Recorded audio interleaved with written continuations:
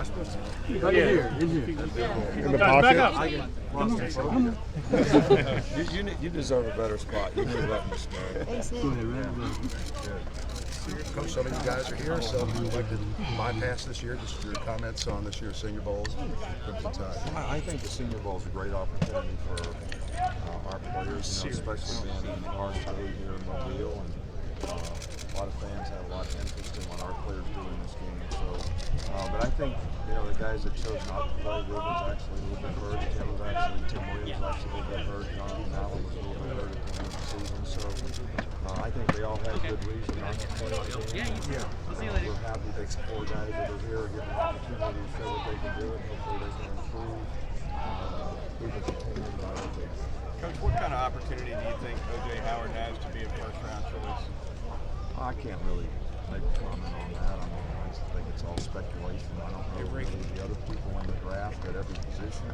There's two things that happen in the draft. You have a draft grade, and then there's where you get drafted based on supply and demand and what people are looking for. And some positions have sort of greater value than others.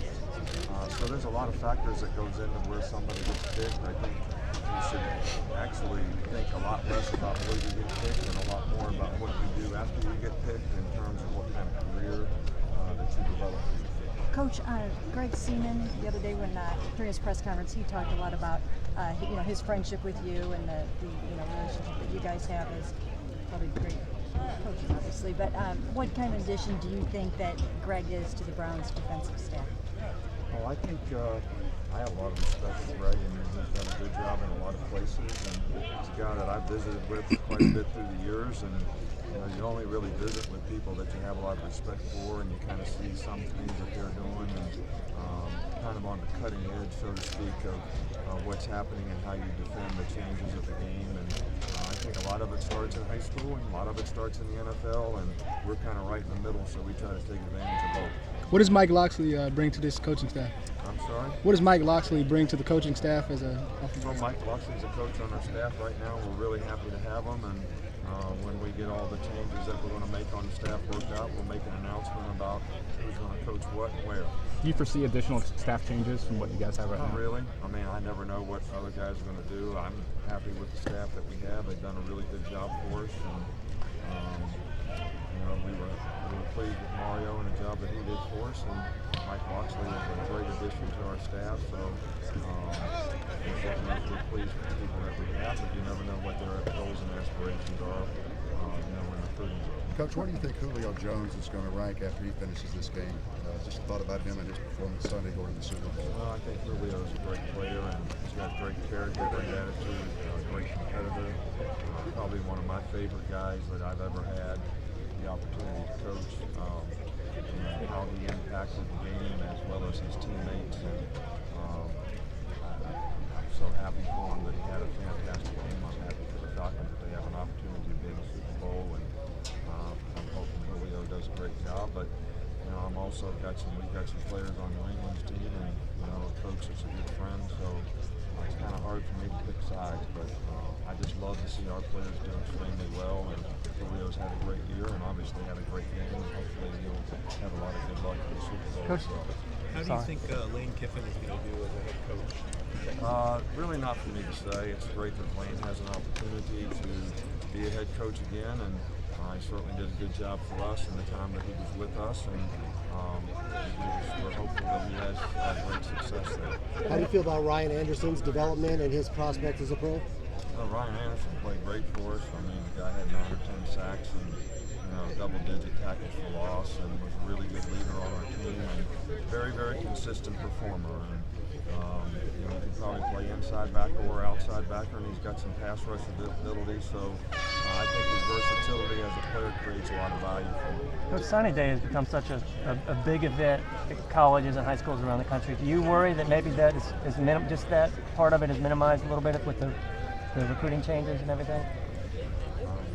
The signing day festivities, that maybe if there's a different signing period and everything, that kind of isn't such a big deal anymore, that one day for high schools? And Well, I think it's a really big deal for high school coaches. I mean, every high school that I go into is very thankful that we're not going to have a signing date before their season.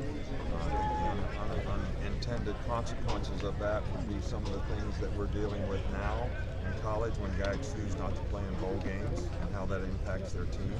I think football is a developmental game. I mean, you might have a player that says, well, I'm signing with this school, and I'm not going to play my senior year.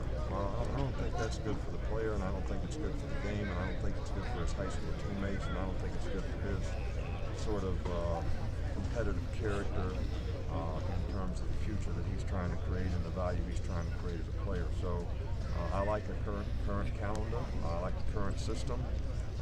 I think having a mid-December signing date certainly allows some guys that know where they want to go and want to end recruiting to be able to do that. It also affords the guys that are mid-year players, which there's more and more of, that are starting at mid-year, to be able to sign and guarantee themselves something and end recruiting for themselves a little early. You guys have some specialists. And a long snapper like Joe Mazza, how important of a role is that for any particular team? Well, I think it's really important. I think specialists are really, really important, and I think they sort of get taken for granted a lot until you don't have one and he snaps the ball over the punter's head. Then you're saying, where's Kovac? You know, I mean, so he's done a fantastic job for us. All of the first game that he ever came, he was a long snapper, never skipped a beat, and he was very consistent. And I don't remember a poor snap in the 4 years that he's been our snapper, and obviously graduated and represented the program well. So the guy's a fantastic player, and he's going to have a long career because he is really, really good at what he does. Thanks, Coach. Thanks, guys. Joe. Thanks, Nick. Coach.